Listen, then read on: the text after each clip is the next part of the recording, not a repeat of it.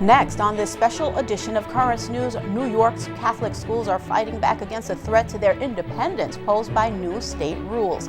After hours of hard work and research, a group of high school students are receiving a prestigious award.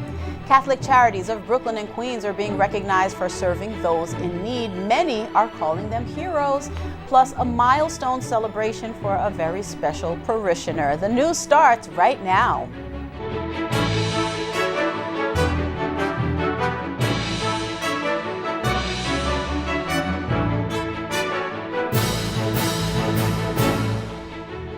Good evening, everyone. I'm Liz Faublas. Welcome to this special edition of Currents News. We are highlighting some of our most memorable stories recently reported by our Currents News team.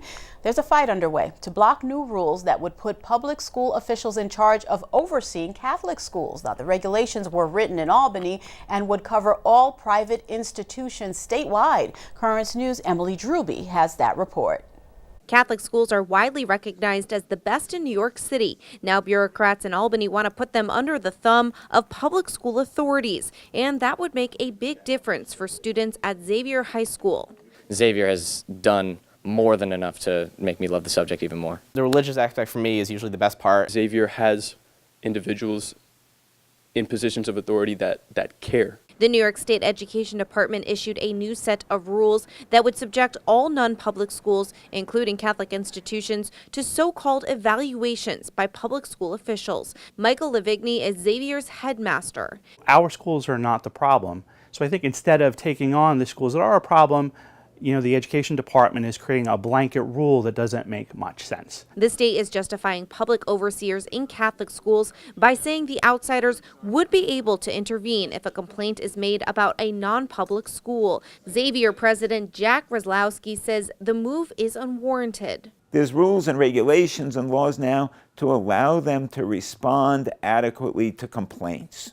And this extra layer of, call it what you will, interference, oversight, is just unnecessary. And at the same time, the city's public school system is facing its own challenges. A week ago, state senators warned Mayor Bill de Blasio to get better control of discipline in the classroom if he wanted to retain his control of the city's public schools.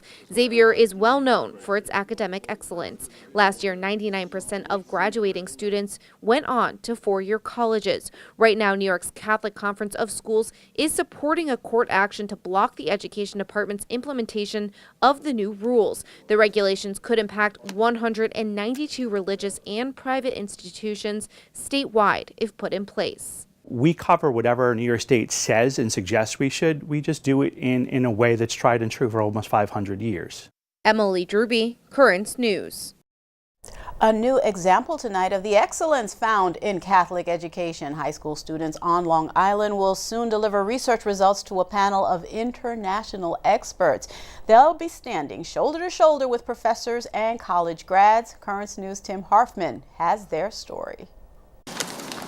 These Catholic high school students receiving a prestigious honor, the opportunity to present their psychology research at an international conference. It's really exciting to go. It's a really competitive place to be. A dozen students from Sacred Heart Academy in Hempstead, Long Island will join hundreds of other presenters in Washington, D.C. this spring. It's an annual convention organized by the Association of Psychological Science. But what makes these stellar students stand out?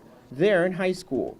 Throughout the conference's 30-year history, very few presenters their age have had the same opportunity. I think it's going to be a really good experience. I think it's going to be really cool to be the youngest people there because it's going to be fun. People are going to be like, wow, I can't believe you're here. Standing next to our 17 and 18-year-olds will be a Princeton undergraduate, a Western Kentucky grad student, and the occasional assistant professor. Dr. Stephen Sullivan oversaw their projects. He says these students achieved years' worth of research in 6 months. They'll present a variety of topics, like how Hurricane Maria impacted high school students in Puerto Rico.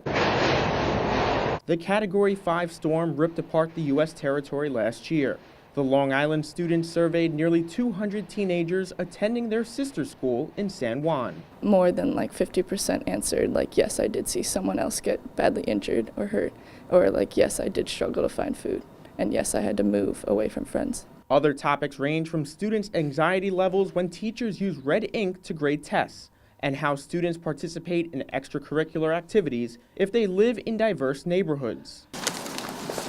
These high school seniors crediting their faith-based education for achieving the high honor. Going to a Catholic school has made all the difference for me. I think that it completely changes your high school experience. I think it gives you a really great foundation. The international conference is scheduled for the end of May in Hempstead, Long Island. Tim Harfman, Currents News. A pair of priests went back to school on a mission to inspire students at St. John's Prep in Queens, the same school they went to, which helped them find their vocations. Currents News' Emily Druby reports. From students to priests, fruit of the vine and work of human hands. Father Joseph Dutan and Father Jose Diaz back at St. John's Prep. Enjoyed my time here. It was an amazing 4 years. All my memories are still intact. Being here, walking in here, nothing has changed. Just brings back so many memories from friendships, just everything that happened here in the school. It was a great time of my life. I'm very thankful. The recently ordained priests celebrating a Lenten Mass at their alma mater. School principal William Higgins called the visit thrilling. So it's really carrying out the mission of St. John's Prep, and we're very, very proud of them. Father Dutan was the main celebrant, and Father Diaz gave the homily. His use of references to rap artists and pop culture went over well with students like Omar Hagar. But this Mass, I loved it. I think he's the GOAT. Father Dutan hopes the visit will inspire the students. It showed them that normal people are priests. It shows them that you could be something in life. It gives them more reason to continue, gives them more reason to fight, the good fight, and realize that God is with them, that God is not leaving them alone. Inspiration that motivated the future priest back when he walked these halls. At St. John's Prep was a big part of my formation. Some of the teachers, because I opened up to 1 or 2 teachers here, and they just told me, I'll keep you in prayers. Father Diaz also inspired to join the priesthood while he was at St. John's, especially after receiving a letter from a senior year classmate, which led him to seriously think about his vocation. It's been years since they sat in these seats, but for a brief moment, Father Diaz and Father Dutan were back with the people who helped form them into the faithful leaders they are today. In Astoria, Emily Druby, Currents News. Hundreds of people took their final steps on the journey to becoming a Catholic. It was part of the rite of election ceremony with the Bishop of Brooklyn, Nicholas DiMarzio. The group will be fully inducted into the church this Easter. Currents News' Tim Harfman has details. Ahi Hung and her teenage son Terrence walking to greet Brooklyn's Bishop Nicholas DiMarzio.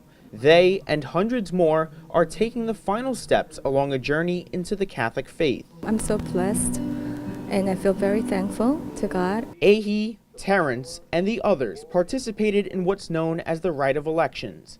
They have all undergone an extensive period of instruction about Catholicism in anticipation of joining the church in time for Christ's resurrection.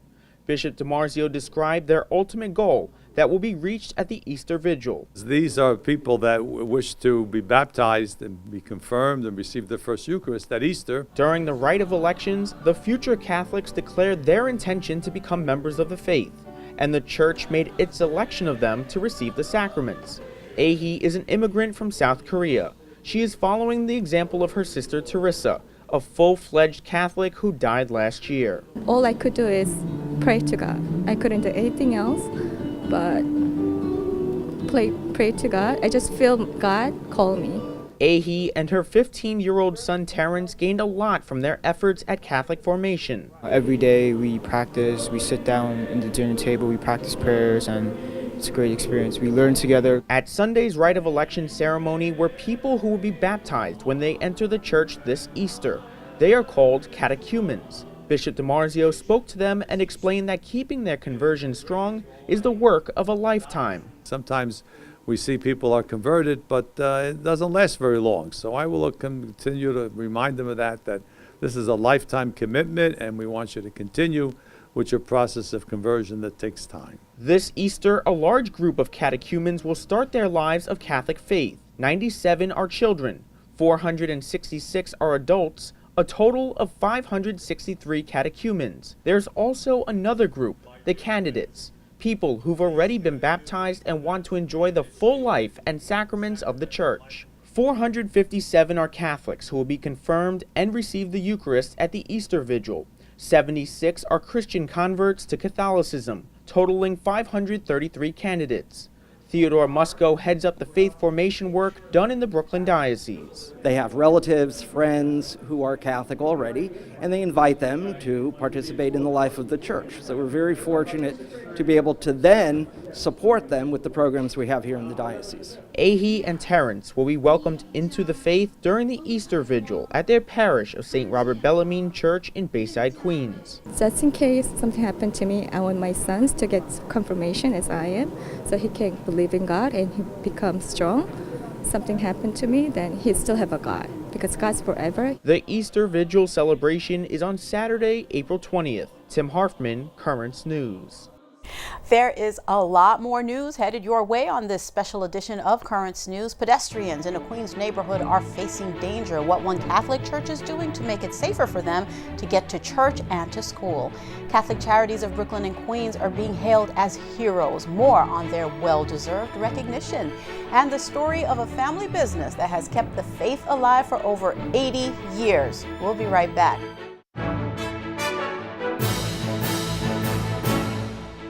Welcome back to this special edition of Currents News. There's danger facing pedestrians in Queens, a stretch of road where cars and trucks race between the RFK Triborough Bridge and the Queens Midtown Tunnel has seen a 50% jump in deaths recently. Currents News' Emily Drewby reports the area is an active Catholic neighborhood and action is being taken to make it safer to go to church and to school.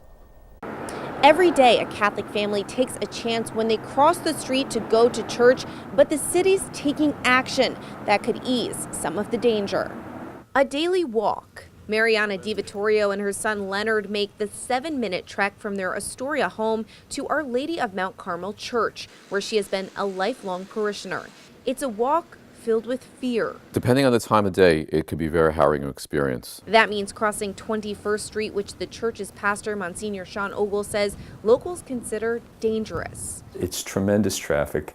There weren't enough traffic lights, and it's a big truck route as well as a bus route, very large vehicles, but at the same time you've got people living here. Mariana learned this firsthand while crossing the busy roadway. I stopped because of this car trying to make this turn, and I fell into the middle of the street. She credits God for saving her from being hit or killed during the terrifying accident. Hail Mary, full of grace, the Lord is with thee. Which left her with deep worries for others. I expect another disaster, and I don't want to see it.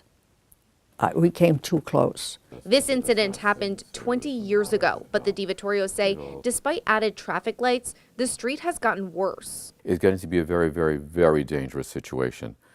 We have been fighting for lights on 21st Street since we've been living on that side of the street, which is way over 45 years. That fight has started to work. Mayor Bill de Blasio announcing 21st Street between 50th Avenue and 20th Avenue to be a street the city is targeting for an upgrade to the city's Zero Vision program. We got to a point a few years ago where the number of traffic fatalities was almost as many as the number of murders in New York City. 21st Street in Astoria, one of 13 new streets across New York City, picked as priorities because data showed they were dangerous. Those streets will have their traffic signal light timing changed to reduce speeding and to give more time for people to cross. The roadways will also be targeted for future projects like speed cameras and beefed up police enforcement. Residents have hope. And I'm very happy they have finally recognized something along these lines. The traffic signals are supposed to change by the end of this year. Other actions could take a few years. In Astoria, Emily Drewby, Currents News. When people are in need, they can always count on Catholic Charities for assistance. The faith-based organization was recognized for everything they do during a special ceremony. Currents News' Tim Harfman reports. Catholic Charities of Brooklyn and Queens being called heroes by Brooklyn Borough President Eric Adams. Richard Slizeski is part of the group and proud. The wonderful thing about it, it affirms the work that we do every day. which is to meet the needs of people where they're at. This time, the agency came to the aid of federal workers locked out of their jobs and paychecks for more than a month by the government shutdown, earning for Catholic Charities Brooklyn's recognition as Heroes of the Month. They went and sought someone that was not on their radar and said, listen, we're here from you to get you over this turbulent period. Catholic Charities of Brooklyn and Queens operated 2 special food pantries, one in each borough. Nearly 600 workers shopped supermarket style for everything from food to toiletries. Watching mother and child go from station to station looking for their daily essentials was truly touching. Just seeing the family really just put a face to the problem. Catholic Charities also handed out vouchers to people for gasoline and to shop at local supermarkets. Plus, they distributed Target gift cards. Joanna Skrelly said today's honor made a big impression. It was a really emotional day, filled with hope. Although Adams is honoring Catholic Charities of Brooklyn and Queens for coming to the aid of furlonged workers, he also said the agency makes a difference every day in the lives of thousands. That's so important. It is often ignored. We did not want to ignore it, and we wanted the rest of Brooklyn and the rest of the city to know about it. It's gratifying, and it reminds me that we have to look around and see who the most vulnerable in our community is, and we're here to help them. In downtown Brooklyn, Tim Harfman, Currents News. For decades, one local family has been keeping churches around the Brooklyn Diocese looking brand new, restoring about 200 parishes in the process. Currents News' Emily Druby has that report. We made these candlesticks from scratch, and you can process with these. Henry Gargiulo learned how to restore churches when he was just a kid, listening to his father. Well, I grew up with it, right? It was right there. It was part of our dinner. You know, every conversation was about a different church he worked in or some other project he was working on, church related. The family's company, Artisan Restoration, was started back in 1937 and first named E. Gargiulo. And we've been working at churches all these many years. Now Henry runs the small company. The firm has restored hundreds of churches and places of worship for all religions throughout the tri-state area. After Henry makes an on-site visit, a rendering is created, and then much of the restoration work is done right here in their studio. Everything from woodworking to painting. They even design and create their own stained glass windows here in the studio. We've probably completed over $2 million worth of stained glass work. More than half of the churches the company has worked on are in the Diocese of Brooklyn. Gargiulo, who is Catholic, recently finishing a repainting and redecorating job at Our Lady of the Miraculous Medal in Ridgewood. Most of their work comes from word of mouth. In addition to restoring churches, the company has created pieces for 3 separate papal visits to the U.S. This chair was for Pope Benedict XVI when he came to New York City in 2008. But why churches? It makes you want to get up in the morning and go to work. It's like, no, because look at all the satisfaction and joy. And look at it this way, too. I figure I might get a pass from St. Peter when the time comes. Henry slowly building his way to heaven. In Mount Vernon, Emily Druby, Currents News. The Moshe brothers are the co-owners of a Brooklyn firm that bears their family name. Now, after more than a century supplying rosaries, statues, and other religious goods, they're closing their doors. Currents News' Tim Harfman reports. Since 1893, Moshe Brothers Incorporated has been based in New York City, selling religious items like these. But brothers Fred and Paul say it's the end of an era. It's heavy. It's been a wonderful ride. I've been here for 42 years myself. It is a connection to the family that we've had all these years, and it's not easy to let it go. I feel bad that it's coming to an end because I like the idea of spreading the word of the Catholic religion. Their grandfather migrated to the U.S. from Lebanon and opened shop in Lower Manhattan in 1893, later passing it on to his son. My father came into the business during the Depression. He went off to World War II and came back and continued the business, and he survived it all. For the past 2 decades, the wholesale business has operated in Sunset Park, Brooklyn. A lot of people knew us. They would come back and say, oh, I knew your grandparents, or I knew your father. And it made things a lot easier for us to work with them. Most customers are Catholic shrines, retreat houses, and universities throughout the United States. Items are crafted overseas and shipped out from Brooklyn. Paul and Fred say of the thousands of Catholic items they ship across the country, the most popular one is the statue of Our Lady of Grace. Rosaries, crucifixes, and gifts for baptism are also popular. But besides selling the sacred items, the Moshis are outspoken about their faith. It's so important today, especially with the church being under attack the way that it is, that for me, this has exposed me to some of the deepest elements of our faith. And I really think if people were more aware of what's out there for them to go and visit, it would be a huge aid in their faith as well. Fred and Paul are looking to sell their business to an out-of-state buyer by the end of the year. Otherwise, it will be shut down. In Sunset Park, Tim Harfman, Currents News. Still ahead on this special edition of Currents News, a look inside the birthday celebration for a Queens parishioner and the sweet surprise she wasn't expecting. We'll be right back.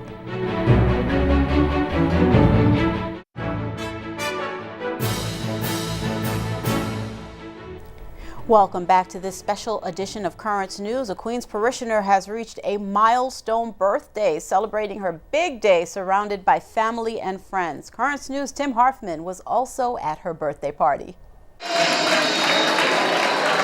It's a birthday bash, 100 years in the making.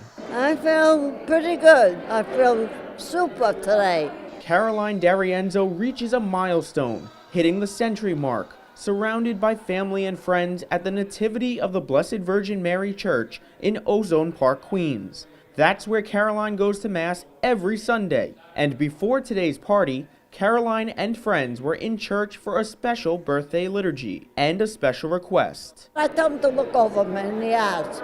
The things Caroline cherishes most about her life, spending time with family. Though she's a widow and never had children, Caroline does have dozens of nephews and nieces. She's even a great-great-aunt. While we were talking, Caroline received a surprise from some of them. Oh my gosh, these are my relatives from Florida. Her nephew, niece, and great-nephew making the trip to be with her on this special day. It was great. We been planning this for a couple months, and we were scared that she could take it, being her heart being 100 years old. Caroline is the oldest of 6 children. Her youngest and only living sibling is 82-year-old Marie. She was like my second mother growing up. She used to take me shopping. She was the first one to make me get a permanent wave, even I hated it. Caroline was born in Jamaica, Queens in 1919 and had a career in the oil industry. Now retired for nearly 4 decades, she loves sewing and cooking, even busting a move on the dance floor. When it was time to blow out the birthday cake candles, she wanted help. She had some tips about living a long life. Laugh, joy, and eat and be merry. And that she was on her 100th birthday. In Ozone Park, Queens, Tim Harfman, Currents News. That is this special edition of Currents News. I'm Liz Faublas. Thank you for joining us because we are putting your faith in the news, and I hope to see you again next time.